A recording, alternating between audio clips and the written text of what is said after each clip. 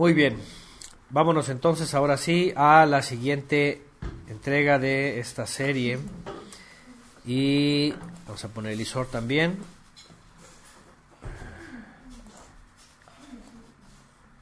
Vamos a poner la cámara por aquí abajo. Y ahí está el ISOR. Vamos a ponerle la lupita y ahí está la lupita puesta. Muy bien. Aquí está Shirley también. Saluda a Shirley ahí arriba de la cámara. Ahí está Shirley saludando. Vámonos al capítulo 4 de la carta de Shaul de Tarso a los Filipenses. Ya con esto concluimos esta carta que Shaul escribe. Una carta pequeña, básicamente, sencilla también, muy personal también. Va a terminar con algunos aspectos muy personales dentro de los hermanos que están ahí en Filipo, algunos colaboradores, sobre todo él. Aquí es donde muestra lo que dijimos al principio, esa gratitud por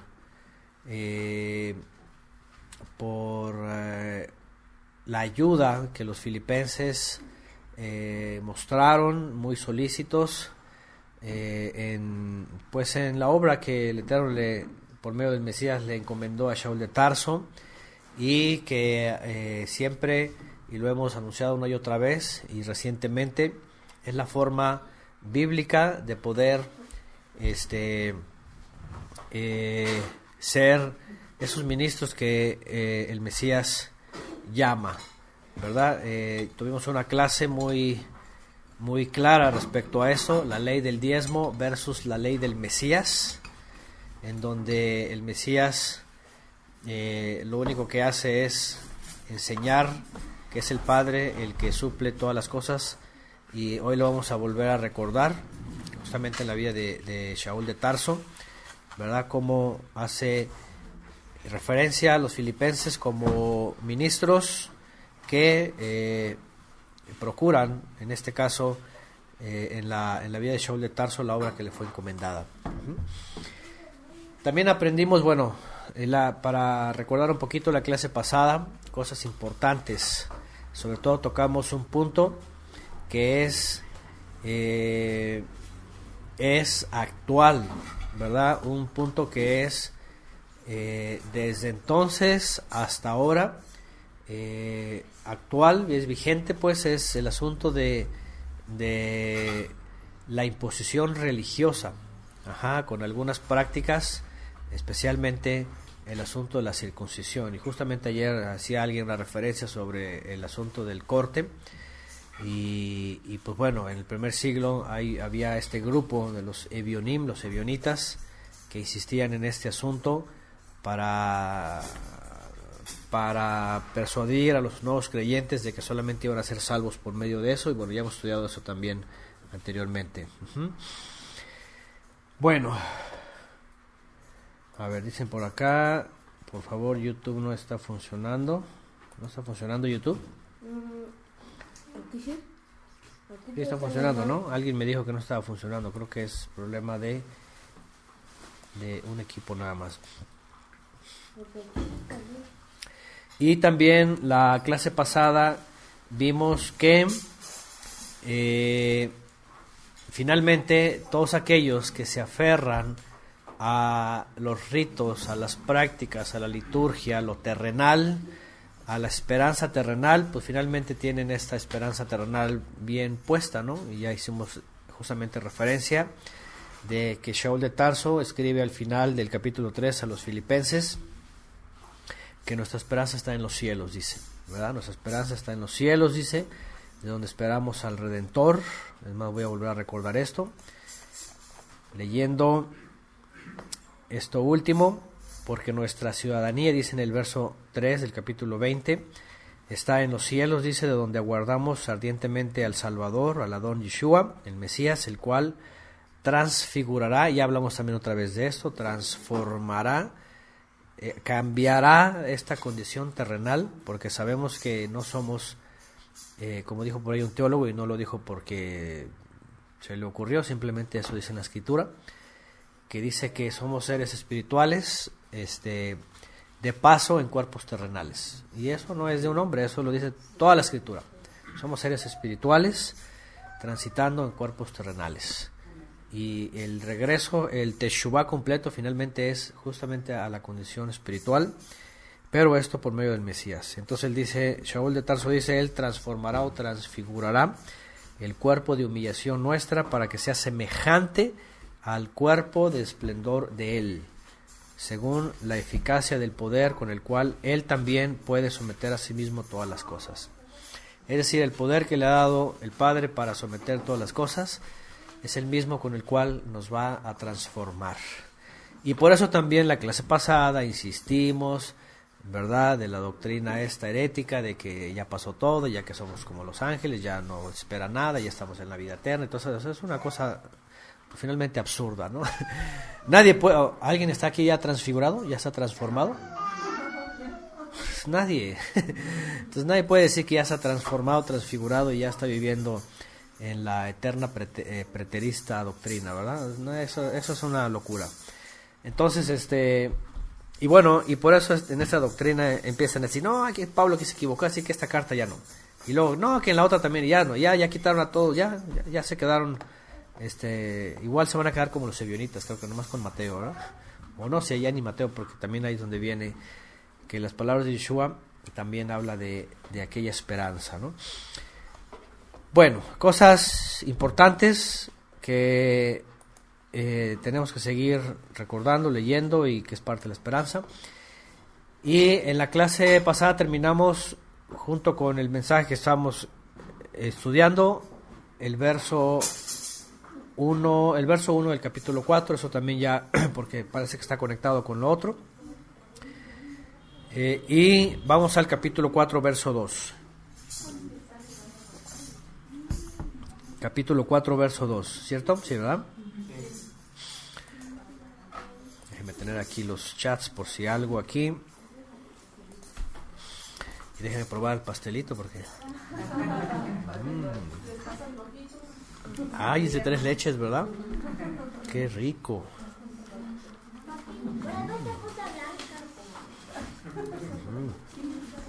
Ay, perdón, es que está muy rico. Bueno, termina Shaul de Tarso comentando y mencionando algunos nombres: Evodia y Síntique. Otra vez, para los que vayan a tener hijos y al rato quieran usar algunos nombres, pues aquí hay Evodia, que Síntique. Son nombres bíblicos, ¿no? Regularmente creyentes quieren ponerle nombres bíblicos a sus hijos, ¿no? Bueno, de origen griego, algo así, ¿no? Exhorto a Evodia y exhorto a Sinti, que dice a que tengan el mismo sentir en el Adón. Bueno, no sabemos las vidas de ellas o de ellos. Evodia parece mujer, Sinti que no sé si es nombre femenino, ¿alguien sabe? Puede ser que sí. Y parece que, y como lo hemos dicho antes, en la vida de la fe no crean que todo es perfecto. Finalmente siempre hay alguna diferencia, siempre se está tratando la palabra, se está creciendo, se está buscando llegar a mejores conclusiones, y puede ser que entre ellas había o entre ellos había algo en lo cual no podían ponerse de acuerdo, y la exhortación es muy personal de ellas. Dice por acá, son mujeres, bueno, Sintique, Evodia parece que sí, Sintique, entonces, lo dice más adelante, gracias, okay. Y no deja él de usar esta carta también para puntualizar esto, y dice, tenga el mismo sentido en el Adón, y dice, poniendo como ejemplo también, y para que nosotros aprendamos también, que siempre hay que buscar esto, ¿no? Tener un mismo sentir, ¿sí? Tener un mismo sentir, porque definitivamente y sobre todo pasa, por ejemplo, en la cristiandad, cuando las diferentes denominaciones enseñan cosas diferentes, ¿no? Por supuesto. En la mesiandad, porque también, ¿verdad? Sobre todo todo este asunto de la restauración de la casa de Judá y todas estas cosas, que ha traído consigo la doctrina de la restauración de los nombres, de la restauración del nombre, de la restauración de quién sabe qué, del templo, de la tierra, todo el lenguaje, ha traído muchas diferencias. No solamente entre ellos, que muchos no se ponen de acuerdo, por ejemplo, que en el nombre, ¿no? Que si es fulano, que es sotano, que se dice así, que si es asado, y que, etcétera. Sino imagínense todas las doctrinas que de pronto que interfieren, ¿no? en el aprendizaje, y que de uno u otro modo pues no tiene nada que ver con el Mesías, ¿no? Sobre todo cuando se habla de doctrinas rabínicas, ¿no? Ajá. Cosas de la liturgia, que el Shabbat, es muy común el asunto del Shabbat, y siempre imponiendo en la liturgia que se hace, que no se hace, la jalá, ¿verdad? Cuántas trenzas lleva y cuántas vueltas y que no sé qué. Y bueno, entonces siempre hay esas diferencias, pero cuando vemos al Mesías y vemos su enseñanza y vemos su ejemplo, pues esas cosas quedan totalmente como un cero a la izquierda, ¿no? Dice, no tiene ningún valor, es parte de la tradición, y lo que sí hay que siempre hacer énfasis es en la enseñanza de él, en lo que él enseñó, en lo que él nos mostró, en cómo él fue el ejemplo, ¿no? Y no cosas que tengan que ver. Aquí no dice cuál será el conflicto con ellos, simplemente exhorta a que tengan un mismo sentir. Vamos a ver qué es lo que dice más adelante. Dice, ciertamente te ruego también a ti, dice, genuino colaborador, que las ayudes, ahí está, ayudes a ellas, ya que ellas lucharon juntamente conmigo en la buena nueva, también con Clemente, aquí menciona a otro personaje, y con los demás colaboradores míos, cuyos nombres están en el libro de la vida. Vean, aquí ya menciona a otro más, Clemente. Obviamente la carta la está dirigiendo a todos ellos, a todos los que están por ahí. Y dice, ya que ellas lucharon juntamente conmigo en la buena nueva. Uh-huh. Y añade, cuyos nombres están escritos en el libro de la vida. Es lo que ya referimos también recientemente en el tiempo de Yom HaKippurim, en donde vean otra vez, la tradición judía impone una esperanza terrenal y una esperanza, podríamos decir, incompleta, porque siempre la tradición judía, cuando viene el Rosh Hashanah y viene el Yom HaKippurim y entra todo este asunto de el perdón, dicen ellos que tu nombre sea escrito en el libro de la vida, como algo hacia el futuro, ¿no? Y sabemos que en el Mesías, mientras estemos en el Mesías, nuestro nombre está escrito en el libro de la vida. Por eso nosotros más bien lo que decimos es que tu nombre no sea borrado y permanezca en el libro de la vida. Esto es diciendo, sé fiel hasta el final, ¿no? Porque, por otro lado, el hecho de que el nombre esté escrito en el libro de la vida no quiere decir que lo tengamos ya ganado todo. Recientemente Pablo acaba de enseñar, dice, no que lo haya ganado, no que lo haya alcanzado, dice, sino que prosigo todavía la meta.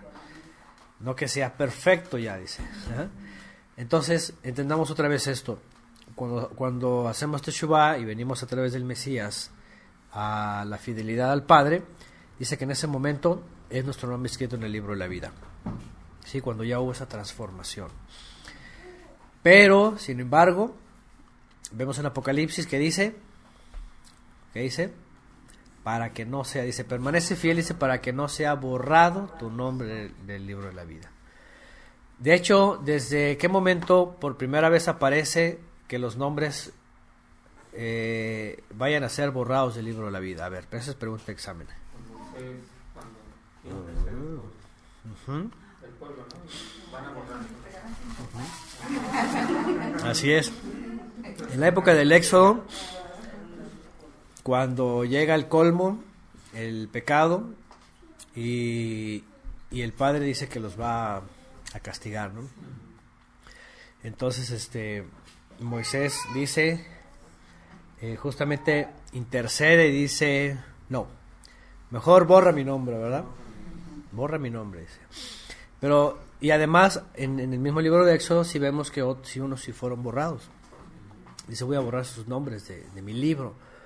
y en este caso los que fueron cortados, por ejemplo, Coré y su séquito, todo parece ser que fueron cortados de sus nombres del libro de la vida, ¿no? Por tal rebeldía. Y en Apocalipsis, ahí está, gracias familia leal, de esta manera dice: al que venza será vestido con vestidura blanca, y nunca borraré su nombre del libro de la vida, y confesaré su nombre delante de mi Padre y delante de sus mensajeros. Ahí está, Apocalipsis 3:5, de aquellos que por la fidelidad, por la santidad, dice, recibirán esta dicha de no ser borrado su nombre del libro de la vida. Ahí está, gracias familia leal. Ahí está Mario Leal, Éxodo 32:33. Pero el Eterno dijo a Moisés: al que haya pecado contra mí, dice, a este borraré de mi libro. Fíjense nada más. Entonces, incluso desde Éxodo, el asunto de salvo siempre salvo nunca ha existido. Nunca ha existido. Y desde Éxodo 32:33 hasta Apocalipsis 3:5, ¿verdad? La teología calvinista de salvo siempre salvo queda totalmente débil, ¿no? O destruida, porque finalmente el Eterno siempre lo que pide es eso, fidelidad, ¿sí? Él da la promesa y ahí está para todos, la cosa es quién la sostiene y quién la alcanza hasta el final. Bueno, verso 4: regocijaos en el Adón siempre, otra vez, regocijaos, alégrense. Fíjense cuando la alegría no está cerca de nosotros, es imposible de hacer la realidad, ¿verdad? O sea, cuando está uno decaído, cuando está uno triste, alegre, ¿cómo voy a estar alegre? Fíjense nada más, la expresión de Shaul de Tarso es esta esperanza, estas promesas, toda esta bendición, toda la familia de la fe, todo lo que es el Todopoderoso, al final de cuentas puede destruir cualquier tristeza terrenal. O sea, cualquier cosa terrenal, cualquier cosa que ocurra abajo, no puede ser suficientemente fuerte como para quitarnos ese gozo, esa alegría. Entonces, por eso él desde adentro les dice: regocíjense en el Adón siempre. Otra vez, regocíjense, alégrense.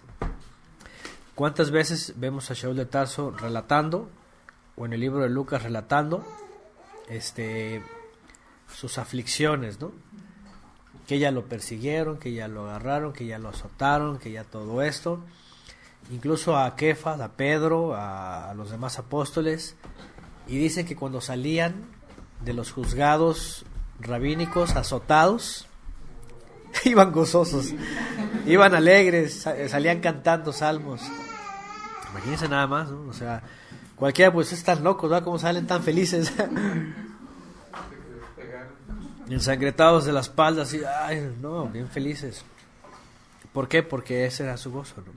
Haber padecido por causa de su amo, ¿no? Y de la buena nueva, por supuesto, del Mesías. Entonces, por eso él tiene la capacidad de decirle: regocíjese siempre, dice.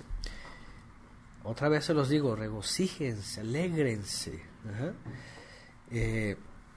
Y dice: vuestra bondad sea conocida de todos los hombres, el Adón está cerca. Bueno, en algunas versiones dice vuestra gentileza, otras versiones dice bondad, ¿no? Porque esta palabra también no sé de dónde viene, ¿verdad? Dice: regocíjense, su humildad sea conocida por todo.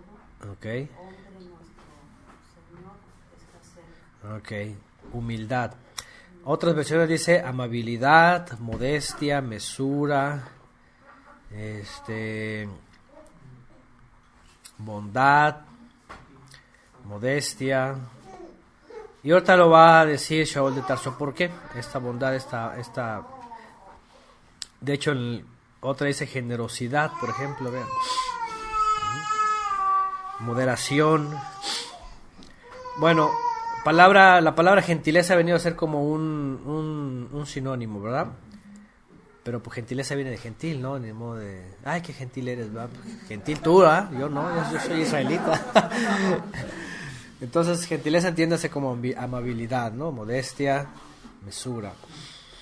Sí, porque pues, Gentiles los incrédulos, ¿no? Entonces, sea conocido en todos los hombres, el Adón está cerca, lo que hemos hablado antes, esa promesa, esa esperanza, estuvo desde el principio. Algunos piensan que nomás porque dijo está cerca, pues está cerca, que dice que ya estaba cerca y ya regresó, ¿no? En recientes fechas, que ha tenido cierto auge, este señor Adolfo Reutemann, ¿sí saben quién es, verdad? De que he hablado antes, es que es el curador de los rollos de los rollos del Qumran, los esenios, ¿no? En el Museo del Rollo en Jerusalén, que dice cada barbaridad de este individuo, incluso contra el mismo judaísmo. Dice cada cosa que está en juicio por los mismos rabinos, ¿no? Ha estado diciendo, y por supuesto ha estado diciéndolo para beneficio de ellos, los judíos, para ridículo de los primeros creyentes, que los primeros creyentes se quedaron como novia de pueblo, dice, ¿no? Ya agarran este dicho, ¿no? Esperando. Que fueron ridiculizados porque esperaban a su Señor y nunca llegó. Y vino el asedio y ellos previamente huyeron a las montañas, después regresaron y anduvieron divagando, y entonces él se burla. Él se burla y dice, los cristianos del primer siglo, dice, pues fueron engañados y se quedaron esperando y nunca regresó porque creían que iba a regresar porque el Señor les dijo que iba a regresar y nunca regresó. Ya, y después empieza a hablar de historia, que no sé qué, no sé cuánto. Pero hay muchas malas interpretaciones también en el mismo texto del Brit Hadashah respecto a esto. Incluso en el primer siglo, ya he mencionado, hubo un movimiento que se les conoció como los montañistas, porque estos, casi final del primer siglo, justamente por el mismo anhelo y el mismo deseo, creían que tenían que irse a las montañas, porque así dice, y se iban a las montañas y se subían y iban a esperar, y porque creían que así, ¿no? Cuando eso de huir a las montañas, hablaba el Mesías del asedio romano, que ocurrió en el año 68 al 70, y ellos, los creyentes en Yeshua, se habían salido del 66 y se habían ido a las montañas, ya se habían ido. Pero otros creyeron que eran su generación, y luego otros y así. La cosa es de que ya después entendemos que esto tiene que ver con un tiempo para las naciones, la edad de las naciones. El tiempo para Israel terminó en el año 70, después viene la apertura de las naciones y viene el mensaje a todas las naciones, la montaña, el monte, dice, como dice la escritura, esta roca que cae no cortada con mano de hombre a la tierra, se convierte en una montaña que crece hasta llenar toda la tierra. Es lo que ha pasado en los últimos 2000 años, ¿no? Entonces, la esperanza de ellos era, claro, en el primer siglo, como cualquier generación lo espera en su generación. Incluso en el año 1000 hubo mucha especulación, que porque ya había pasado los 1000 años y milenio, muchas cosas de estas, y nada. En el 1666, con todo el alboroto de Shabbatai Zvi, también muchos cristianos estaban todos alborotados, y que el anticristo, y que no sé qué, y nada. Y así ha habido muchos momentos. Entonces, no es tanto lo que pueda entender la gente, sino más bien, como Yeshua mismo lo dijo, cuando le preguntaron a sus discípulos, ¿restaurarás el reino en este tiempo?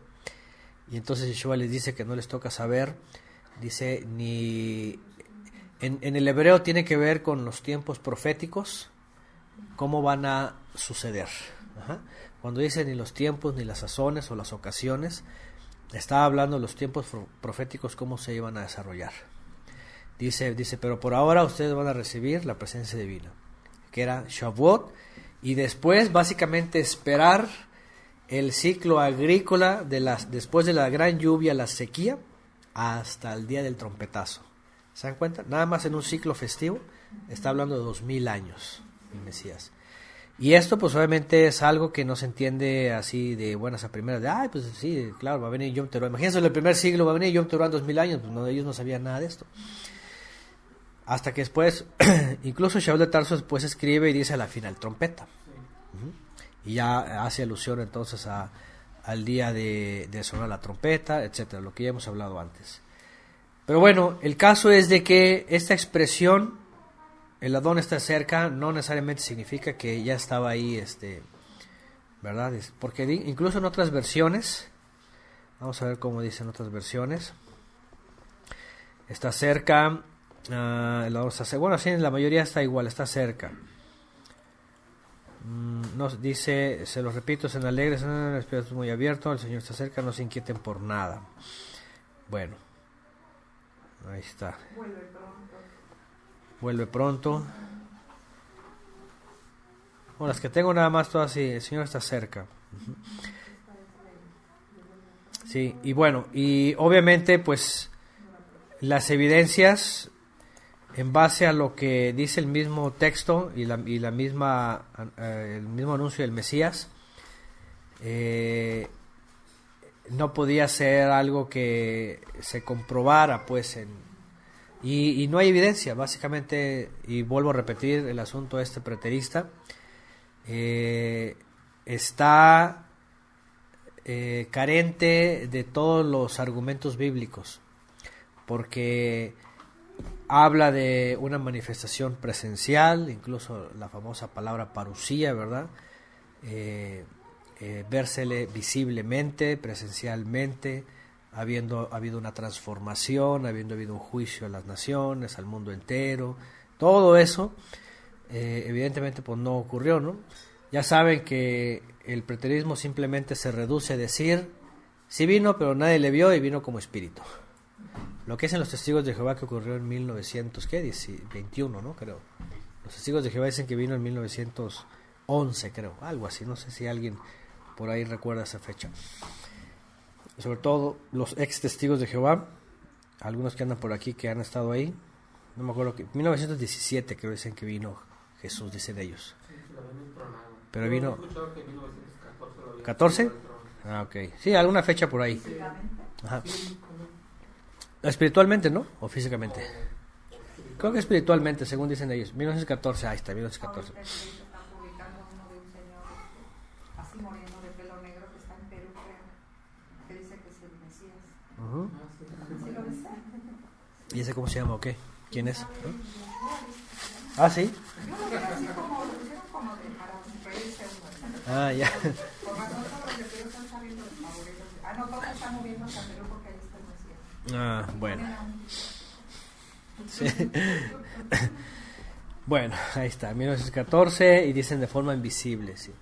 De hecho, una de las contradicciones es en el preterismo, por ejemplo, ya dicho sea de paso, para recordarle a algunos que todavía no les cuadra, que dicen que regresó de forma invisible en el año 70, pero por otro lado dicen que es el Espíritu Santo también operando. Pero pues es contradictorio porque el Ruach HaKodesh descendió en Shavuot, del mismo año que el Mesías ascendió. Entonces no pudo haber venido como Espíritu Santo en Shavuot y luego vuelto a venir en el año 70, ¿no? Pues, son de las cosas que son ahí extrañas, ¿no? En esa doctrina, pues. Pero bueno, el punto es de que Yeshua sí dijo, me voy, y el Padre envía su presencia divina. Uh-huh. Y ocurre en Shavuot, dice que iba a permanecer hasta su regreso, visible. Bueno, nada más para recordar. Ya hay una clase amplia que tuvimos allá en Toluca, por cierto, una velada, como una clase como de 4 horas, de puro preterismo y muchos movimientos del primer siglo. Bueno, y sigue agregando Shaul de Tarso y dice... Por nada estéis angustiados, antes bien, por la oración y la súplica, en todo sean conocidas ante el Todopoderoso vuestras peticiones con acción de gracias, y la paz del Todopoderoso que sobrepuja, dice esta versión, a todo entendimiento, guardará vuestros corazones y vuestros pensamientos en el Mesías Yeshua. Unas expresiones de confianza, de seguridad, de fidelidad, de tefilot, de súplicas, de oración. Dice, por nada estéis angustiados, en el mundo tendréis aflicción, dijo Yeshua también, ¿verdad? Dice, en el mundo tendréis aflicción, dice, pero no se preocupen, dice, yo he vencido al mundo. Fíjense, lo que está diciendo Shaul es lo mismo. Por nada estén angustiados, sino que la paz, vean, igual Yeshua lo dijo. Mi paz os dejo, la paz os doy, no como el mundo la da, yo os la doy.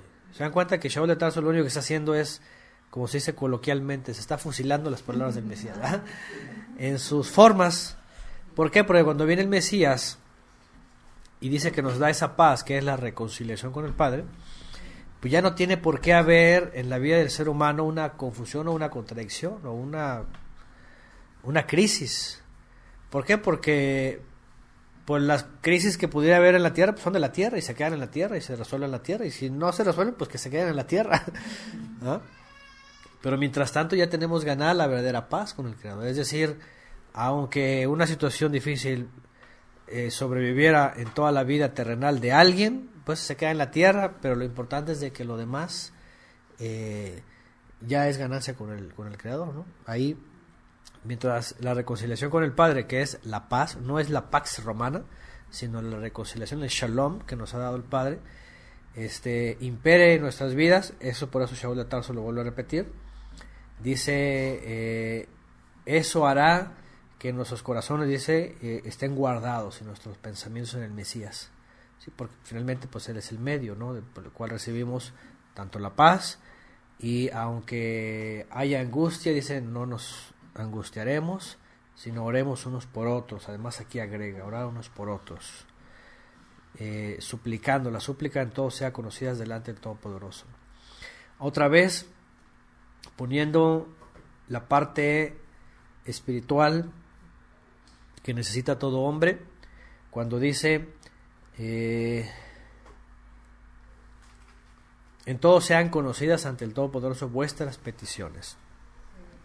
Es decir, nada como tener al Creador que nos escucha en nuestras peticiones.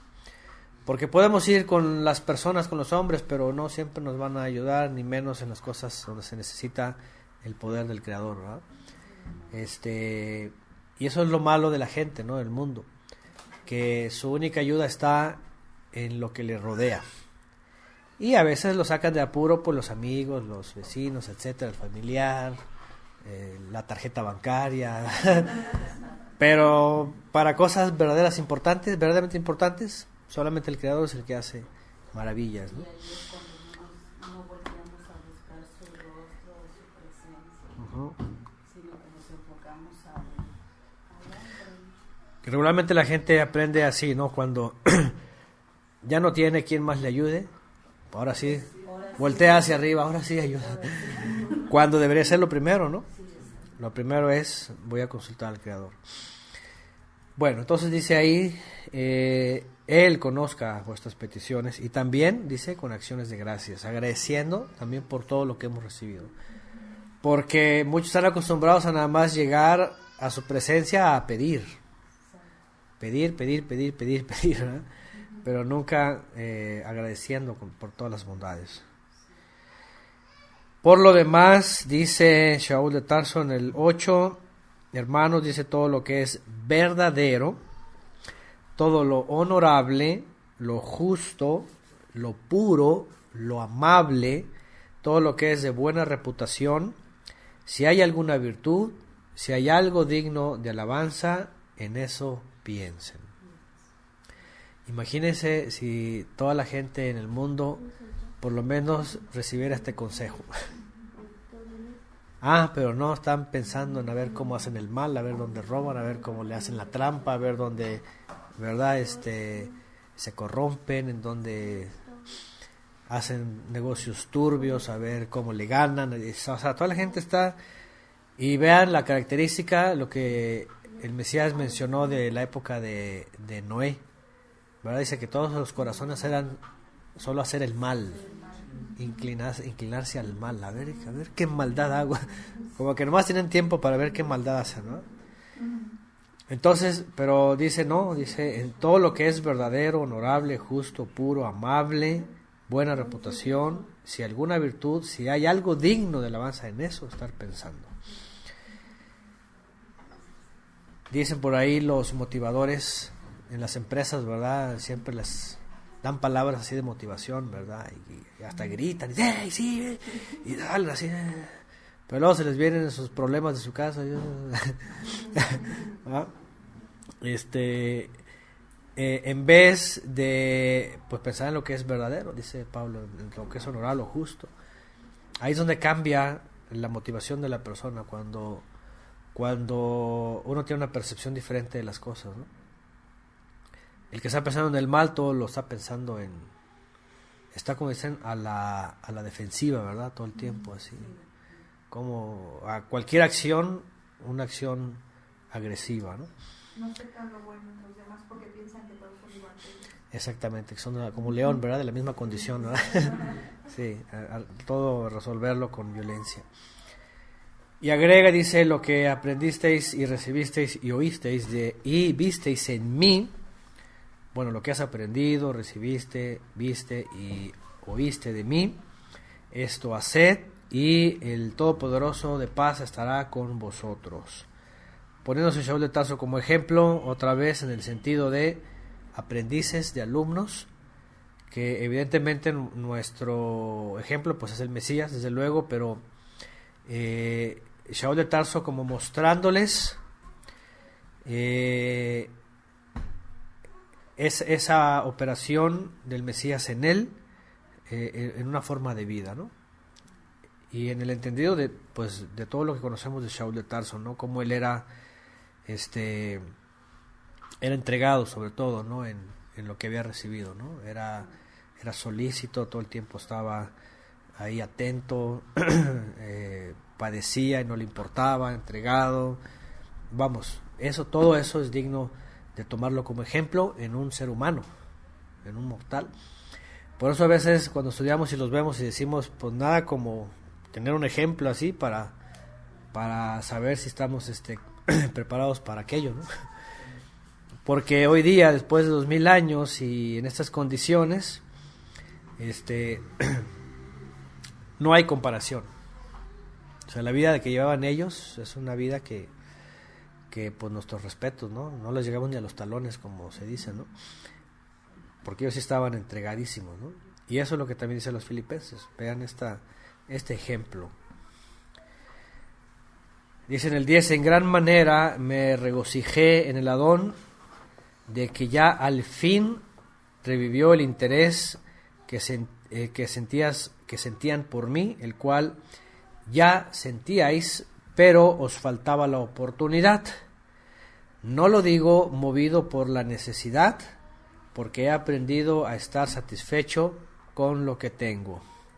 Sé vivir con estrechez y sé también tener abundancia, para estar saciado como para pasar hambre, para tener abundancia como para padecer necesidad. En todo y por todo he aprendido el secreto. Todo lo puedo en el que me fortalece. ¿Sí? Aún así, y bueno, ahorita voy a hablar de lo otro, ¿no? Pero aquí está otra vez esa parte desde el verso 10. Esa parte que brilla por su ausencia en los grandes shows de los apostolobos, en donde para ellos es una maldición tener hambre. Para ellos, o sea, pasar, o al menos, como alguien por ahí nos comentó, no me acuerdo quién nos comentaba, creo que Gaby, uno de los apostolobos, algo de eso, que nomás se la pasaban de restaurante en restaurante, esos caros, ¿no? Donde, imagínense, no estar pagando. Alguien nos comentaba, no sé quién nos comentó, que algunos se la pasan de restaurante en restaurante, o casi todos, ¿verdad? O de invitación en invitación, ¿no? En banquetes y lujos y todo esto, y para ellos es como, esa es la bendición, ¿no? Que si no tienes, es que estás en pecado o maldición. Ajá, y si alguien no tuvo para comer, no, pues está en pecado, está en maldición, así como... No estás diezmando. No está diezmando, por eso le falta de comer al hermano, y que puras de esas se las agarran ahí, ¿no?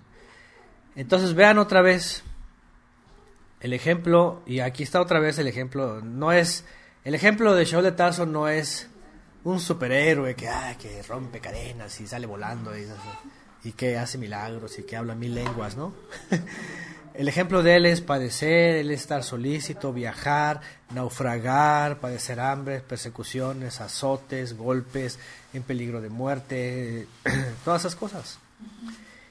E incluso aquí él dice que cuando tiene holgura es porque, y va a hacer énfasis en los filipenses, dice que tuvieron a bien ayudarle, dice. Incluso él los reconoce como los únicos que estuvieron así como atentos a ayudarle en los momentos de más necesidad. Y dice aquí que reconoce que han vuelto ellos a revivir ese interés, ¿verdad?, que ya sentían antes. Y los va a reconocer, número 1, diciéndoles que no es movido por la necesidad. Fíjense qué interesante. No lo digo movido por la necesidad. Aunque él, pudiendo haber tenido necesidad, dice, no lo hago movido por la necesidad. Dice, ¿por qué? Dice, porque aún en la necesidad he aprendido eso. Si hay necesidad, así también se puede estar contento, ¿verdad? Dice, a estar satisfecho con lo que se tiene.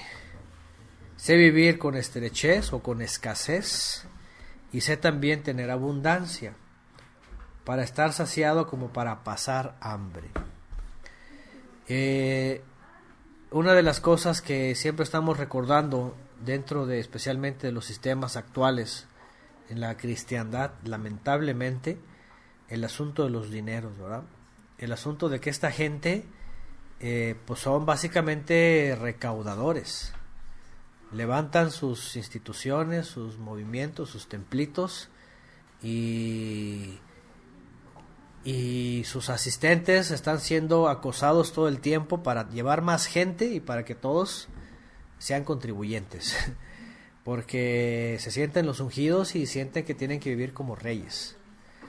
Y además, pues en sus oficinas y en sus templitos y todo ahí, gente que les hace todo, les pagan servicios, les pagan escuela a sus hijos, buenas escuelas, les pagan agua, luz, teléfono, carro, casa, todo. Y porque sienten que así es la vida de un apóstol, sobre todo esos apostólogos, ¿no? Quieren vivir como reyes, así como patriarcas, ¿no? Si Abraham fue rico, pues ¿por qué yo no? Y salen puras de esas, ¿no? Es decir, esas son de las muchas partes que brillan por su ausencia en esas predicaciones. Yo nunca le llegué a escuchar a algún pastor así eso de... No. ¿Por qué? Porque pues no les conviene, o sea... Obviamente para ellos estas cosas como que, pues no. Entonces, que tampoco, por otro lado, estamos diciendo que tener abundancia o tener holgura tampoco sea pecado.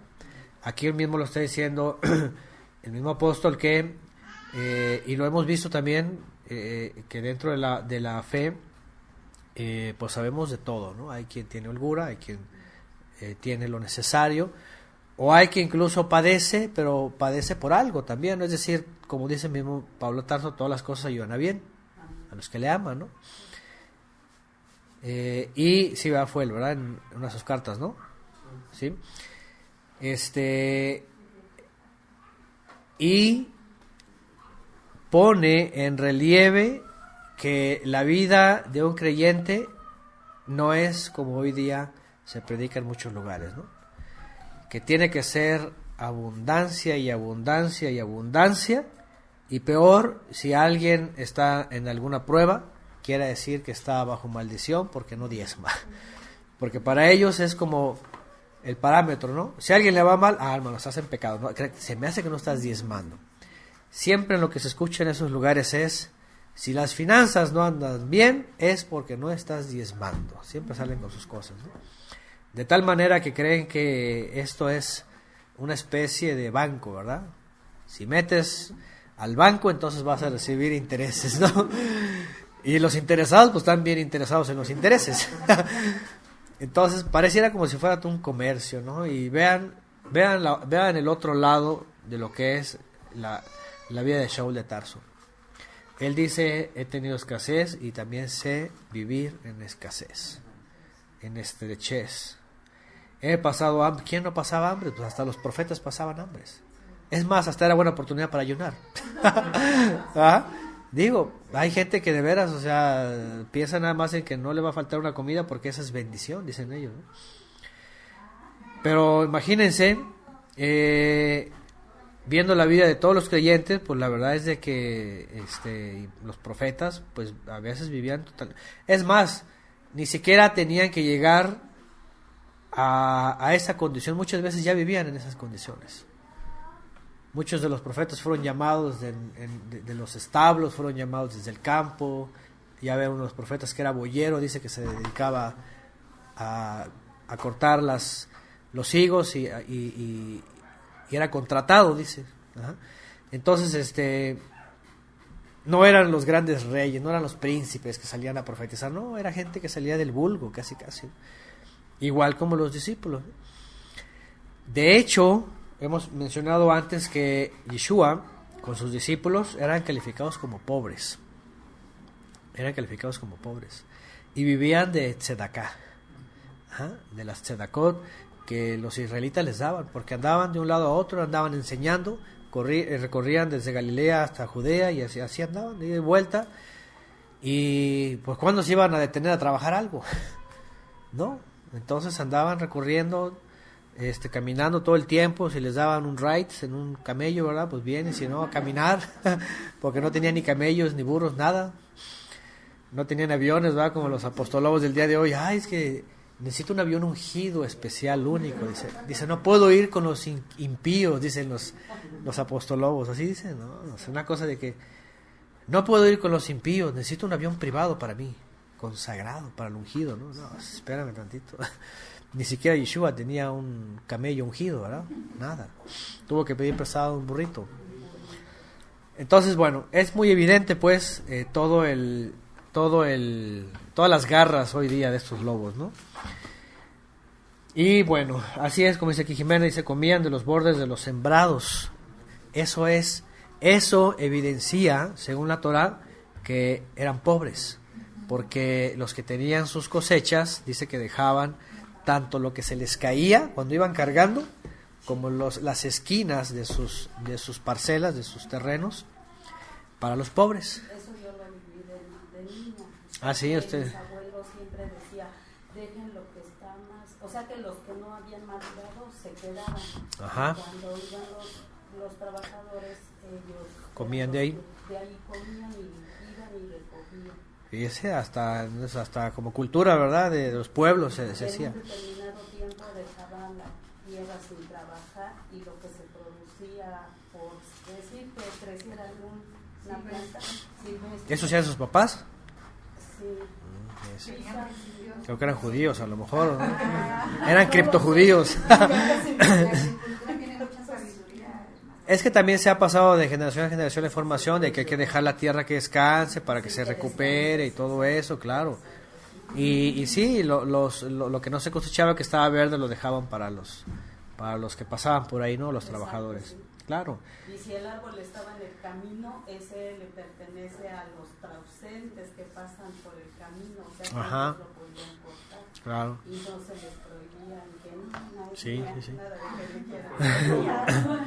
En la Torá incluso dice que si alguien cruzaba por el campo de un sembradío de un israelita, dice que sí ya podía cortar también de los árboles y comer.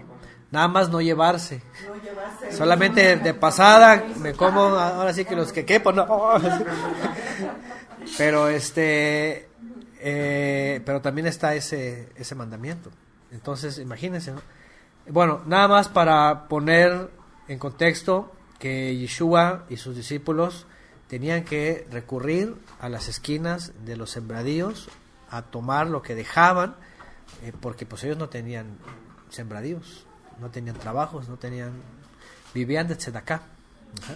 Como él como maestro de Israel y sus discípulos como aprendices, todos los israelitas los veían como eso, como aprendices y como profetas. Entonces por eso donde pasaban no les faltaba comida, pues, y mientras viajaban pasaban por un sembradío y órale, le entraban, pasaban por otro y las espigas, ¿se acuerdan esa vez que las espigas, ¿no? Y ahí vienen los fariseos, ¿no? Entonces todo eso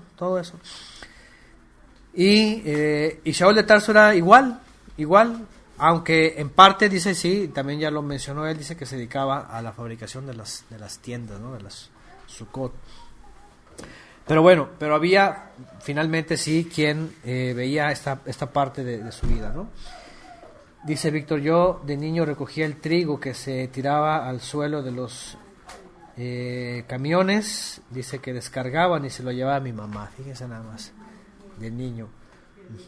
Sí, qué lindo niño, sí, muy trabajador, muy ahí preocupado, ¿verdad?, por el sustento en casa. Y agrega Shaul de Tarso, aún así bien hicisteis, el verso 14. Ahora vean este famoso texto de todo lo pone el Mesías que me fortalece, ¿no?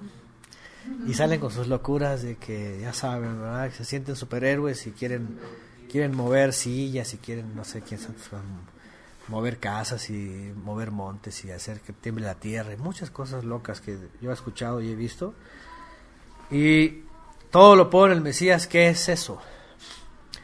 En esta versión dice todo lo puedo en el que me fortalece, antes de ir al 14. De que aún en la necesidad, aún en la carencia, aún en la estrechez, prosigo a la meta. Básicamente lo que está diciendo eso, ¿sí? Todo lo puedo, todo lo soporto en él. Si paso escasez, hambre, necesidad, todo lo soporto en él y sigo adelante.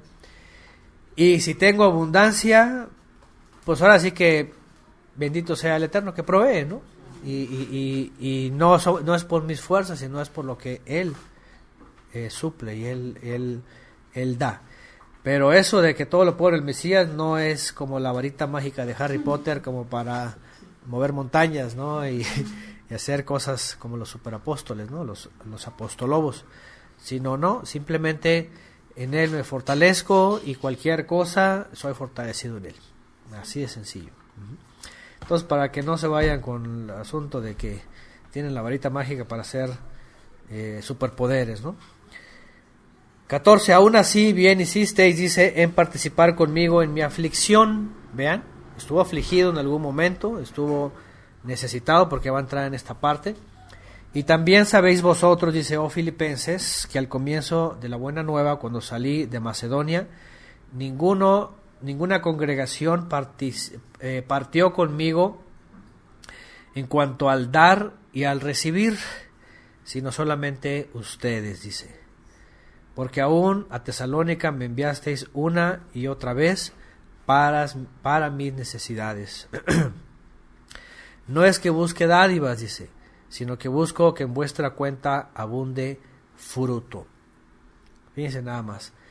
Algo importante aquí, que Shaul de Tarso no solamente da evidencia de lo que hemos hablado antes de la ley del Mesías, cuando hablamos de la ley del diezmo versus la ley del Mesías, que es él, que como dice el dicho, ¿verdad?, el que llama paga. Si él lo llamó, es porque el Mesías lo va a sustentar. Y si lo va a sustentar, dice, no importa de que vaya en lugar, y no importa de que si otros no tienen a lo mejor la percepción de la necesidad. Pablo lo dijo, ya no hay ayuda, aquí me quedo. Ya, se acaba la obra porque nadie me ayuda y me quedo y me voy a suicidar si no cooperan, como alguien que puso ahí, ¿verdad?, que se iba a suicidar si no le compraban casa. O sea, no salió con sus locuras de que ya me estoy muriendo, ya me ayude, por favor. Nada. Él seguía. No había impedimento. Aquí lo está diciendo. Dice, al comienzo, cuando salí de Macedonia, ninguno. Es decir, iba una tras otra. Congregación. Dice, nadie participó en cuanto al dar y recibir, sino solamente. Es decir, Shaul de Tarso no tuvo impedimento. Tampoco se quejó y mucho menos obligó a nadie. Es decir, en cada congregación no iba ni siquiera pidiendo ofrenda de amor, mucho menos exigiendo y siembra, hermano, y no sé qué, y pacta, ¿verdad? Y el portal de la prosperidad se te va a abrir, nada de esas cosas, sino que él sabía quién le iba a suplir. Y otra vez, la ley del diezmo versus la ley del Mesías, él tenía la confianza de que el Mesías finalmente iba a usar a una congregación. ¿Y quiénes fueron ahí? Fueron los filipenses, que Dice, ellos tuvieron la percepción y tuvieron el deseo de ayudarle y punto, hasta ahí, y se cubren sus necesidades.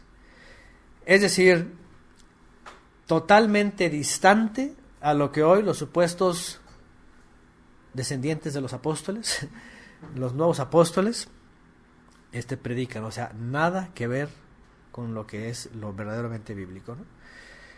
Entonces ni Pablo se quejó, ni estuvo extorsionando, ni estuvo maldiciendo a nadie de que si daba o no daba, a nadie le dijo que estás en maldición, ni él mismo dijo estoy maldito, nada, ninguna cosa de esas, sino que él seguía su llamado y él esperaba que en algún momento el Mesías le supliera, ¿no? Como dice aquí, Shaul no hacía maratónicas, ¿no? Nada de esas. Nada, sí, porque no. De veras, hoy día cualquier cantidad de inventos para sacarle dinero a la gente, ¿no? Ni tampoco está diciendo que se iba a suicidar, ¿no? Por supuesto, ¿no? Como aquel que dijo que se iba a suicidar si no le compraban casa, ¿no? Entonces, por un lado, obviamente reconoce la generosidad de ellos, pero por otro lado, dice que él no estaba buscando dádivas. ¿Se dan cuenta? Yo no estoy, dice, buscando ahí pidiendo, nada de pediche, pues. No estaba, oye, me está pasando esto, me está pasando, oye, ayúdame. No es la forma. No, de hecho llega un momento en la escritura, dice, el que no trabaja, pues que no coma. ¿Cómo se le va a andar de pediche, verdad? De abusador. Y es que, y cuando estudiamos esa parte en la escritura, mencionamos que había en la congregación ayuda a los necesitados, y dice que algunos estaban abusando de esa ayuda. Y pues no trabajaban, pero por otro lado querían la ayuda, ¿no?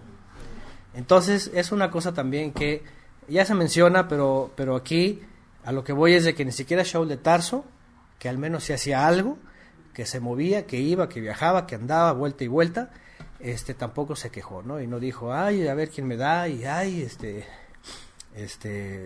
pues cualquier queja, ¿no? Sino todo lo contrario. Dice que sufría la aflicción. Aquí dice 14, aún así bien hiciste en participar conmigo en mi aflicción, es decir, él ya estaba teniendo este tipo de aflicción, ¿no? Pero él no se detenía, él continuaba hasta que finalmente los filipenses fueron usados para esta causa, ¿no? Dice, en compartir conmigo en cuanto al dar y recibir, sino solamente vosotros, porque aún, no es que busque dádivas, verso 17, sino que busco que en vuestra cuenta abunde fruto. Y no es que en todos deba de haber ese fruto, dice, al menos aquí dice Pablo, necesariamente para él, porque sabemos que el Eterno usa a cada creyente al menos en ese tipo de fruto, de dádiva generosa, para otras personas. Es decir, ni siquiera Pablo pensaba que él era el único que tenía que recibir de todos, ¿no? Como los apostolobos que tienen ahí, ¿verdad? Y dice que todo es para ellos, ¿no? Ya saben que está uno diciendo que él es el alfolí, ¿no? Y que todos tienen que llevarle ahí el diezmo, ¿no? Porque él es el alfolí. Entonces, Pablo para nada, ni siquiera insinúa que él era el único que tiene que recibir de todos, ¿no? Porque imagínense todas las congregaciones a dónde iba. No, pues hubiera sido un millonario de aquella época, ¿no? Extorsionando a todos, no, pues se hubiera hecho, ¿verdad? Como esos televangelistas, ¿no?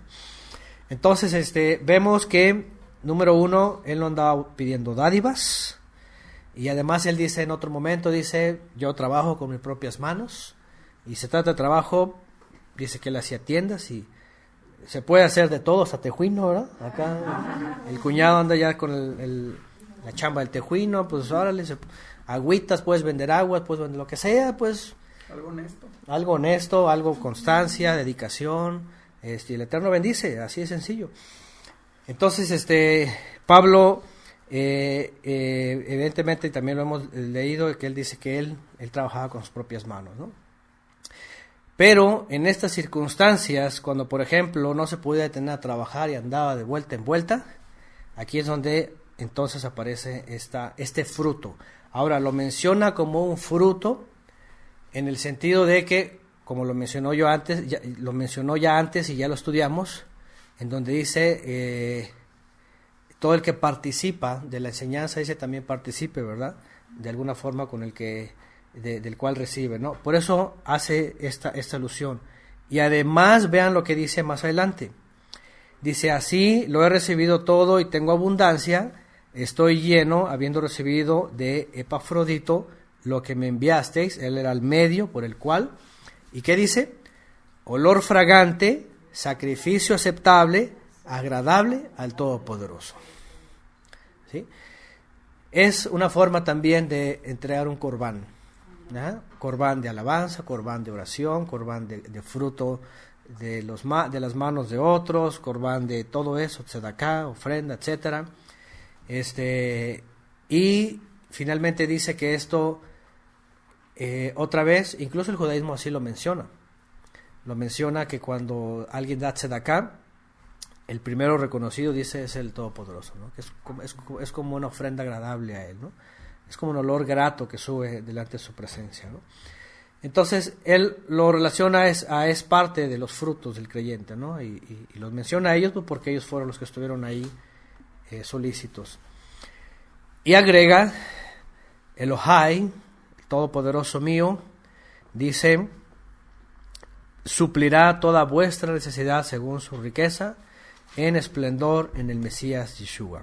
Y obviamente su parte solamente es desear que el Todopoderoso también supla la necesidad de ellos, ¿verdad? Porque incluso a veces, y eso pasa muchas veces, se ve más la generosidad de no tanto de los que tienen en abundancia, sino los que a veces tienen menos, ¿verdad? Y a lo mejor su deseo es ese, ¿verdad? Que a lo mejor se esforzaron tanto que ni siquiera eran tan holgados, no tienen tanta holgura, pero hicieron un esfuerzo, y entonces él dice, pero el Eterno supla ahora la necesidad de ustedes, ¿verdad? Y les sostenga y les sustente. Y bueno, dice, vuestra necesidad según su riqueza en el esplendor del Mesías Yeshua. Al Todopoderoso y Padre nuestro sea esplendor por los siglos de los siglos. Amén. Dice, porque aquí hace como una oración, ¿no? Por eso termina con el amén, en el sentido de que como que hace un paréntesis para agradecer y para bendecirles y poder también orar por ellos, que sean suplidas sus necesidades.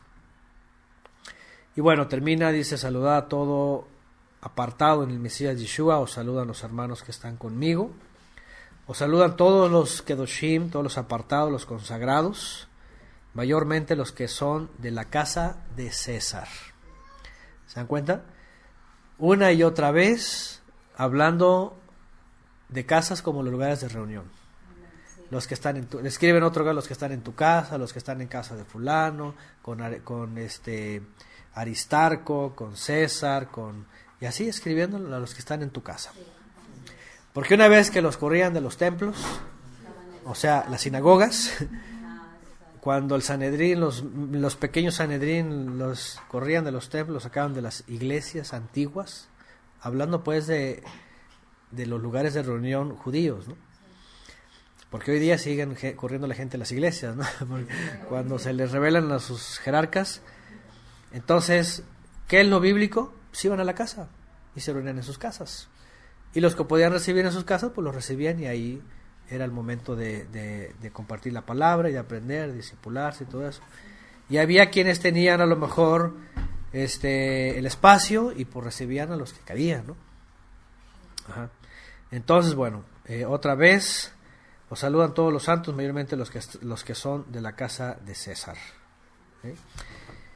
El favor del Adón Yeshua sea con vuestro ruach, con vuestro aliento, con vuestro ánimo, también se traduce en otras versiones. Y bueno, vemos una parte de Shaul de Tarso en donde muestra pues cómo ninguna cosa podía ser,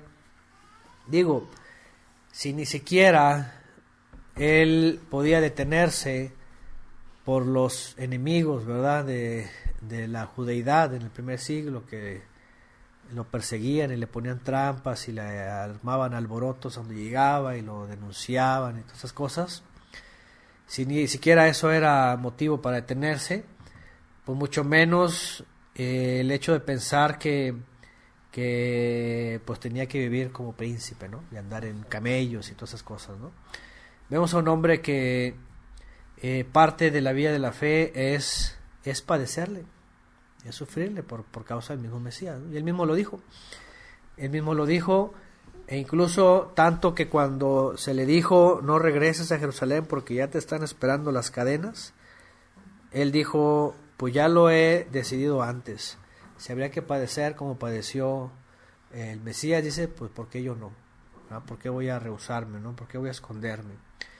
Entonces por eso nada lo detenía, ni tampoco podía pensar en estar limitado, ¿no? En cuanto a cuestiones económicas, porque una vez más, como lo hemos mencionado antes, es el Padre que usa sus piezas para todo finalmente, ¿no? Puede ser un transporte, puede ser una casa, puede ser un lugar, un momento, puede ser una persona, puede ser lo que sea. Pero mientras la obra, y ahí es donde vemos también, por otro lado, y es muy evidente hoy día, qué obra es del Eterno y qué obra es de los hombres. Porque si ustedes se ponen a ver allá afuera, todo está construido bajo temores, bajo amenazas, ¿no? Hay grandes templos lujosos y todas estas cosas, y bueno, hay lugares hasta donde tienen pantallas y luces y bueno, auditorios gigantescos, y muchos dicen, o muchos creen que está Dios ahí, ¿no? Bueno, eso dicen, Dios. Bueno, pues sí, va, está el Dios de este mundo, Mamón, ¿verdad? El Dios del dinero. Pero cuando ustedes empiezan a analizar la historia de esos lugares, pues resulta de que están construidos a base de manipulación, de temor a la gente, de miedos, de esclavos que están ahí trabajando día y noche porque dicen que están sirviendo a Dios, bueno, al Dios de este mundo, sí, ¿verdad? Pero se dan cuenta que no son lugares hechos con la fidelidad y con la confianza del Eterno, sino más bien construidos bajo la manipulación. Es como todo, ¿no? Es como los gobiernos, ¿no? Los gobernantes están así, ¿por qué? Porque le dicen sobre todo hablando de México, ¿no? Le dicen a todos los mexicanos, aquí están mis promesas de campaña, ¿verdad? Voy a hacer esto, voy a hacer lo otro, voy a hacer aquí, voy a hacer allá, ¡ay, sí! Y al rato, nada, ¿verdad? Torta de jamón, nada más, ¿verdad? O sea, torta de jamón, y pues ahora sí que los que les va bien, pues son ellos que están en los lugares importantes, ¿no? Entonces así el mundo construye básicamente todo lo que vemos. Y además, por otro lado, si hablamos de la buena nueva y si hablamos de llevar el mensaje, ¿qué hay que construir en la tierra? Nada. Pues nada, porque no dice vayan y construyan templos, no dice vayan y hagan denominaciones, no dice vayan y hagan religiones, no dice vayan y hagan un imperio, no dice vayan y nada. Lo que dice vayan y hagan discípulos del maestro, punto. ¿Y eso cuánto te cuesta? Nada. O sea, ser discípulos no te cuesta nada. Entonces, ¿por qué tanto alarde de dineros y dineros, no? Entonces ya empezamos a ver que todo es una trampa ahí de los lobos hambrientos, y que pues finalmente continúa el mismo Egipto sometiendo esclavos, ¿no? Cargando sus piedras, cargando todo para construir sus pirámides, para subirlos hasta la punta, y abajo puros peones, ¿no? Trabajando para esos sistemas. Entonces, pues nosotros somos el santuario, así es, y es el Mesías el que está construyéndolo, y lo único que necesitamos hacer es poner nuestra propia voluntad, ¿verdad? Para tanto nosotros ser discipulados como, en la medida, discipular a todos aquellos también que estén buscando conocer más del Maestro. Y pues bueno, así es como dice aquí Mario Leal, Hechos 7:48, pero el Altísimo no mora en casas hechas por manos, como dice el profeta, ahí está. Ajá. Y otra vez también, ahí está el punto, ¿no? ¿Para qué estar hostigando a la gente, verdad? En el asunto, ¿verdad? De los templos y todas estas cosas. Y si pues eso no fue la orden, ¿no? Ese no fue el mandamiento. Pues bueno, ¿qué más? Nosotros somos el Mishkan, dice Joel. Eso, Joel, ¿sí? Claro, nosotros somos el santuario, ¿verdad? El santuario terrenal aquí levantado por el Mesías. Y pues bueno, el favor del Adón Yeshua sea con vuestro Ruach. Vean, el favor del Adón, que es, bueno, lo que se conoce como gracia, ¿no? Gen, en hebreo es ese favor que recibimos de Él para poder sostenernos y para poder estar firmes también en todo tiempo, ¿no? Y confiados en Él, que al final de cuentas, pues Él es la cabeza, nosotros el cuerpo, y nosotros solamente somos siervos, ¿no? Somos siervos del Maestro. Bueno.